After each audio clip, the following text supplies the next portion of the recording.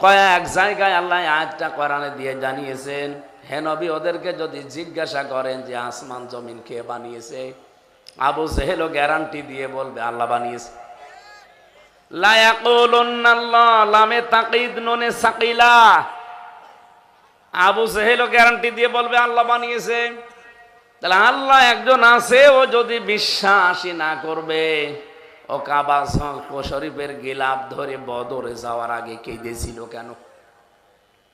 আবু জেহেলের জীবনী পড়ে দেখেন, যেদিন বদরের ময়দানে যাবে ওদিন কাবার গিলাফ ধরে কাঁদছিল যে কাবার মালিক তুমি আসো, আমি জানি মুহাম্মদের বিরুদ্ধে যুদ্ধে যাচ্ছি অস্ত্র নিয়ে বদরের ময়দানে, সত্যের পক্ষে যে আছে তাকে তুমি বিজয় দিও।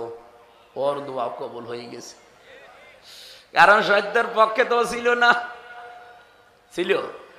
বলেন বলেন। ও তো সত্যের বিপক্ষে ছিল, সত্যের পক্ষে যে ছিল আল্লাহ তাকে বিজয় দিয়েছে। আজও অনেকেই কিন্তু কথা বলতে গিয়ে আবু জেহেলের মতো বলে ফেলে।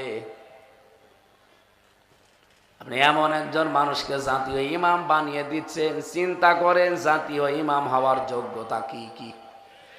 আমি এই কোরআনে সূরা ইয়াসিনের তাফসীর পড়তে গিয়ে কেউ যদি ইমাম হতে চায়, নেতা হতে চায়, তার 5টা কোয়ালিটি মাস্ট বি লাগবে।